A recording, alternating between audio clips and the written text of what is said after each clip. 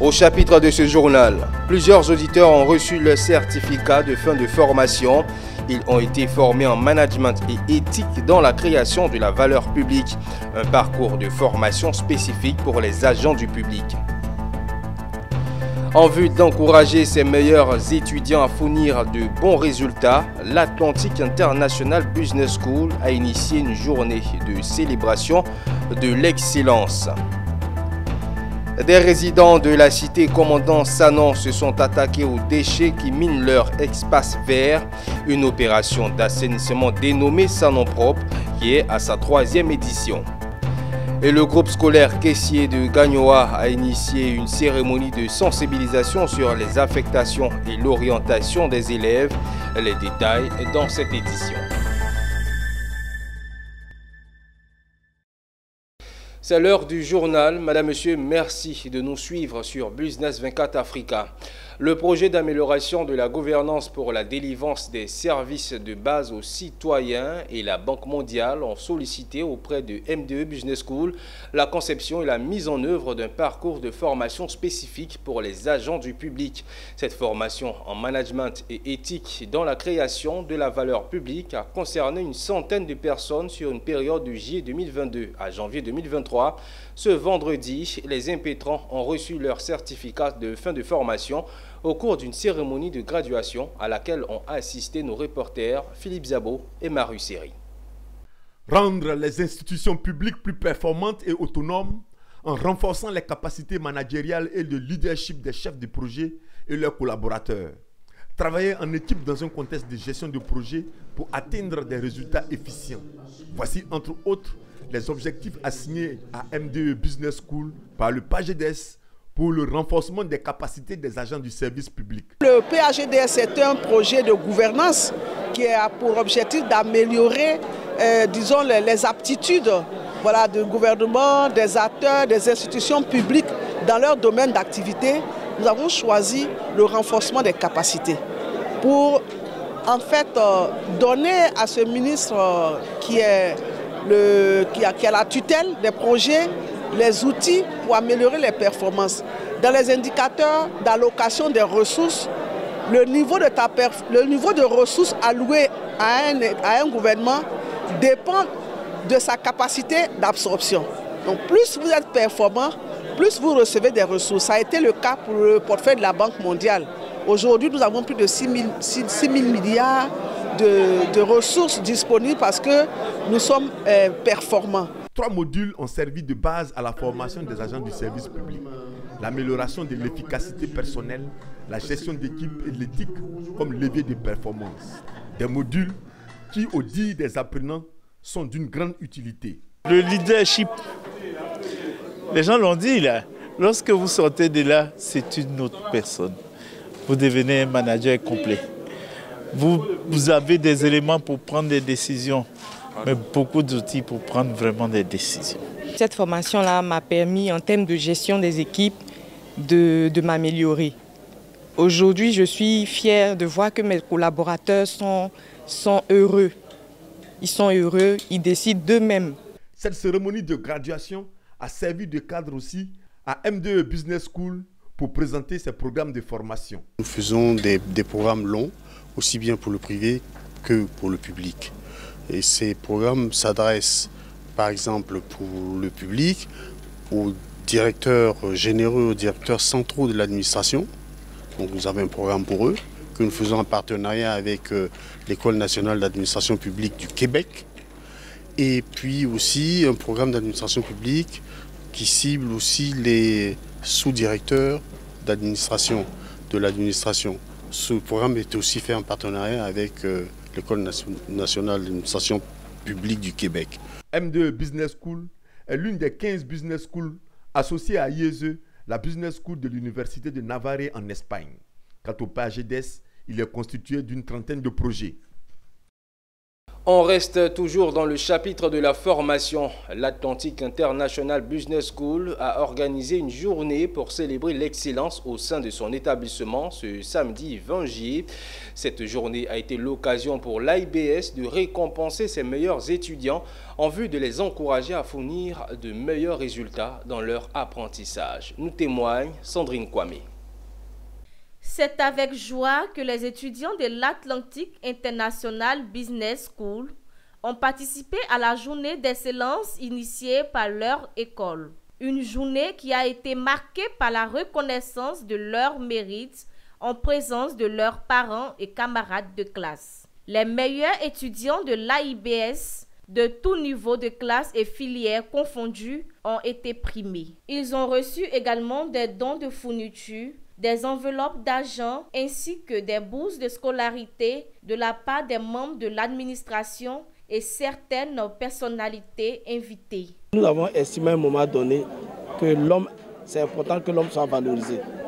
Et mettre à la lumière des étudiants qui le méritent va encourager les autres à se donner à fond.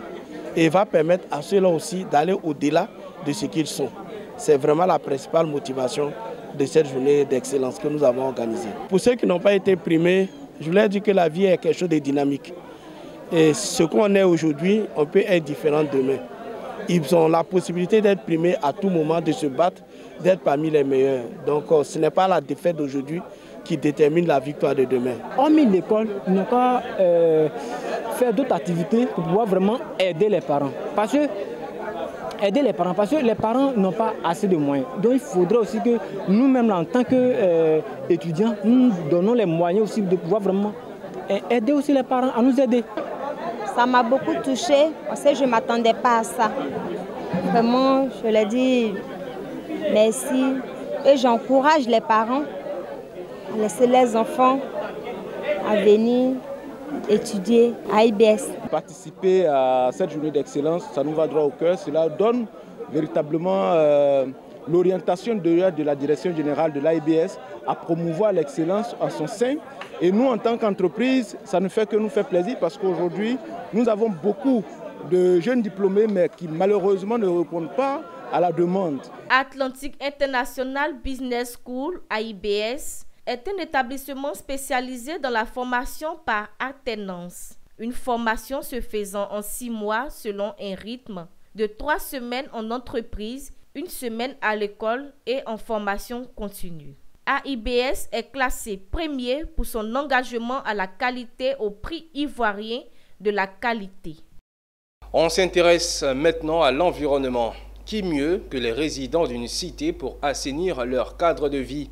Le week-end dernier, le syndicat des copropriétaires de la cité Commandant Sanon s'est engagé une fois de plus à passer un coup de balai sur leur site qui abritera un parc.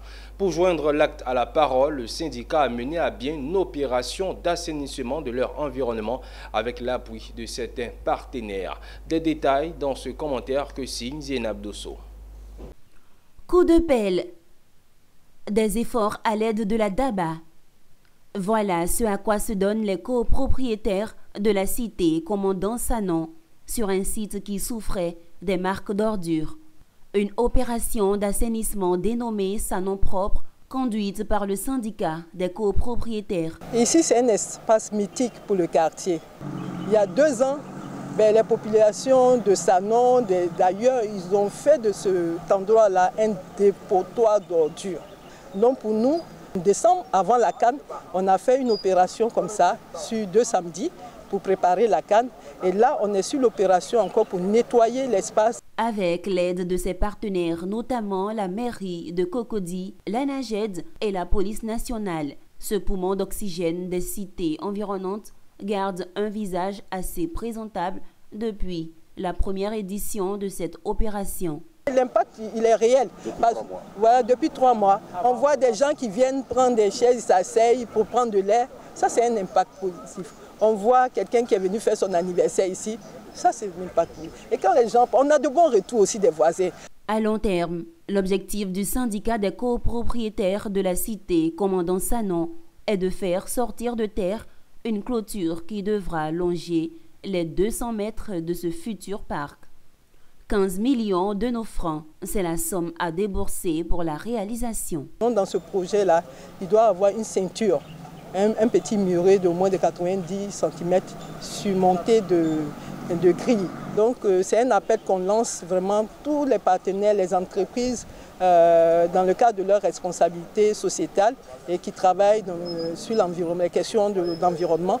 La troisième opération d'assainissement dénommée Sanon Propre sur cet espace de plus d'1 hectare a été aussi le moyen de sensibiliser les riverains sur la nécessité de maintenir son cadre de vie sain. La Direction générale du Trésor et de la comptabilité publique de Côte d'Ivoire a récemment mis au point un nouvel outil de paiement en ligne. Il s'agit de la carte prépayée Trésor Monnaie Visa. Dévoilée récemment à Abidjan, cette carte Trésor Monnaie Visa permettra de fluidifier les relations entre le Trésor et ses usagers. Une carte mise au point en collaboration avec l'entreprise Business Management Invest World Financial Service et l'entreprise Visa. Konena Norgo et Setekissi pour plus de détails. Trésor Monnaie Visa, c'est la nouvelle carte Visa prépayée du Trésor de Côte d'Ivoire, fruit d'une collaboration tripartite entre la Direction générale du Trésor et de la comptabilité publique, BMI WFS et l'entreprise Visa. Lancée ce jeudi 18 juillet 2024 à Abidjan, la carte Trésor Monnaie Visa permettra de créer une économie plus ouverte. Et selon une étude commandée par Visa il y a quelques années de cela, une utilisation accrue du paiement digital dans une économie émergente a un impact positif sur son PIB de 3%. Et l'acceptation de paiement pour un commerce a un impact positif sur son chiffre d'affaires de 17%. Donc ces chiffres illustrent parfaitement l'impact positif que Visa a sur le développement des entreprises et des économies africaines. Vous devinez aisément que la mise en circulation de la carte Trésor Monnaie Visa vient impulser une nouvelle dynamique à l'écosystème digital du Trésor public à travers la diversification de nos instruments de paiement numérique. En effet, la carte Trésor Monnaie Visa vient élargir le spectre de la monnaie électronique du Trésor public et donner aux citoyens une plus grande flexibilité de son utilisation. Désormais, nos clients pourront détenir une carte Trésor Monnaie Visa pouvant être rechargée à partir de leur portefeuille électronique Trésor Monnaie et effectuer in fine toutes les transactions financières dans le monde entier. Trésor Monnaie Visa promet plusieurs avantages aux utilisateurs, dont 0 frais de tenue de compte, la possibilité de retirer de l'argent dans tous les guichets automatiques dans la zone UEMOA, paiement électronique et en ligne. Accessible sur les plateformes App Store et Play Store, la carte prépayée Trésor Monnaie Visa est disponible en version physique et virtuelle avec respectivement 3 et 5 ans. Et direction Gagnoa pour parler éducation. Le groupe scolaire Caissier a initié une cérémonie de sensibilisation sur les affectations et l'orientation des élèves au sein de son établissement. Ce groupe scolaire voulait à travers cette activité inviter les élèves, les parents d'élèves à faire le bon choix lors des différents processus d'affectation et d'orientation en ligne des élèves. Le reportage est signé Gervais Amani dans un commentaire de Michel Brou. Le groupe scolaire Caissier de Gagnoa voulait instruire les parents d'élèves de la localité à prendre des décisions éclairées pendant les orientations scolaires de leurs enfants. Elle a entrepris un programme de sensibilisation de ses tuteurs et responsables d'élèves à opter en faveur des établissements pour un meilleur encadrement scolaire de leurs enfants. Cette activité s'inscrit dans le cadre de l'opération d'affectation en ligne des élèves du 6e au titre de l'année 2024 du 13 au 27 juillet et celle de l'opération en seconde prévue du 21 au 29 juillet. Bon, nous avons des clubs. Nous avons des clubs d'espagnol, clubs d'anglais et nous avons une troupe de danse qui tous les ans est en finale depuis bientôt 5 ans. Et la fois dernière, notre troupe de danse était à Boaké pour les finales du FINAC Miss.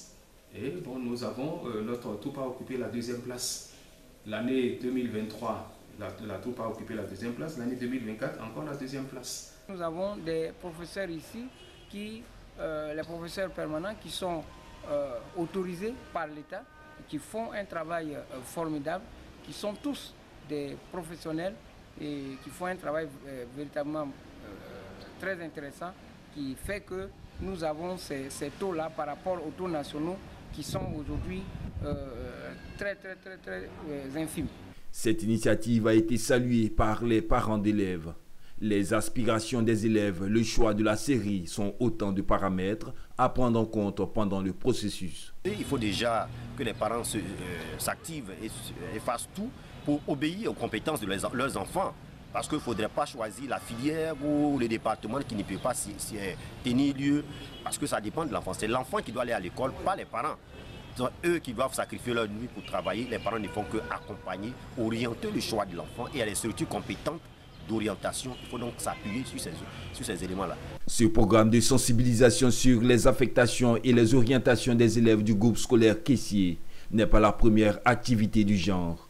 Pendant l'année scolaire 2023-2024, cet établissement s'est également lancé dans la lutte contre la drogue et les grossesses en milieu scolaire à travers des campagnes de sensibilisation contre ces fléaux.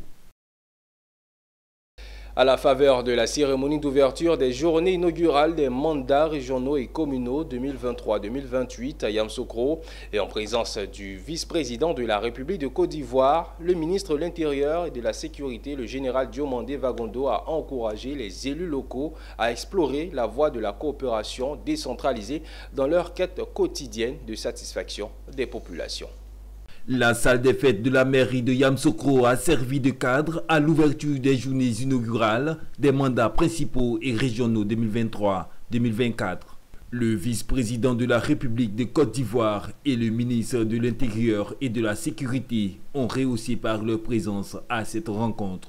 Le général Diomandé Vagondo a encouragé les élus locaux à explorer la voie de la coopération décentralisée dans leur quête quotidienne de satisfaction des populations. Il a rappelé aux auditeurs la création d'un cadre permanent de concertation en vue d'adresser des préoccupations liées à la décentralisation qui s'emploie à trouver des solutions idoines aux questions en lien avec les conditions d'exercice des fonctions d'élus locaux. Au regard des immenses attentes des populations et des défis actuels de la décentralisation, mesdames et messieurs, vous êtes invités à sortir des sentiers battus pour notamment innover dans la recherche des financements, dans l'exploration des opportunités que peut offrir la coopération décentralisée. Au nom des élus, le président de l'Assemblée des régions et districts de Côte d'Ivoire a formulé des doléances en 5 grands points, avec en prime 11 points de doléances contenus dans un livre blanc. Ce document a été remis au vice-président Thiemoko Mielet Koni. Monsieur le vice-président, pour présenter quelques doléances qui nous apparaissent vitales en vue de l'approfondissement du processus de décentralisation en Côte d'Ivoire. Il s'agit notamment, premièrement, la création d'un cadre permanent multisectoriel de dialogue et d'échange sur toutes les questions relatives à la gouvernance locale et au développement durable des territoires. Deuxièmement, le renforcement de la décentralisation financière avec l'effectivité du transfert des moyens subséquents aux missions dévolues aux collectivités. Pour le vice-président de la République de Côte d'Ivoire, en plus des ressources allouées par l'État central, les collectivités doivent mobiliser des ressources additionnelles. La dernière décennie est marquée par l'urbanisation rapide et d'importantes avancées au niveau de l'industrialisation, permettant la création de multiples opportunités et activités économiques dans les régions. Il revient aux collectivités d'exploiter efficacement tous ces atouts en vue d'une mobilisation plus importante de ressources locales pour couvrir leurs besoins financiers. Bien sûr, l'État fera ce qui lui revient en soutenant le développement des collectivités. L'objectif poursuivi à travers l'organisation de ces journées est de marquer de manière solennelle le début des nouvelles mandatures et de mettre officiellement en mission les autorités investies du pouvoir exécutif. Le reportage était signé Charles Kouakou, commenté par Michel Brault. 50 prises en charge offertes aux malades de la hernie. Le geste est de Mefa Dosso, cadre de la région du Béré, en faveur de ses parents des localités de Marandala, de Tienengboui et de Boadougou. Un acte de portée sociale inscrit dans la droite ligne de la politique du président Alassane Ouattara d'apporter le mieux-être aux populations. Selon le donateur, la cérémonie de remise de prise en charge aux malades s'est faite sous le regard de notre reporter Emmanuel Bonzo. C'est dans la cour de la maternité de Boadougou que Mefa Dosso a posé ce geste majeur en faveur des malades de la hernie. Ce cadre de la région du Béré leur a offert 50 prises en charge pour mieux faire face aux soins liés à cette maladie. Les bénéficiaires sont issus des sous-préfectures de Marandala, Tienengboui et de Boadougou. Pour le donateur, il s'agit de faire bénéficier des retombées de la politique sanitaire du président Alassane Ouattara aux populations vivant dans les zones reculées du pays. Aujourd'hui, nous sommes à Boanou. Prochainement, nous serons à Kongasso, à Kounaïri, dans les zones sous-préfectures, pour apporter en fonction de nos petites contributions, en tout cas, un minimum de santé globale. Parce que c'est la santé qui détermine tout. On dit que quand vous êtes en bonne santé, vous avez travaillé bien et vous rapportez plus au pays. Donc, je remercie sincèrement le commandant. Il faut que Dieu le bénisse.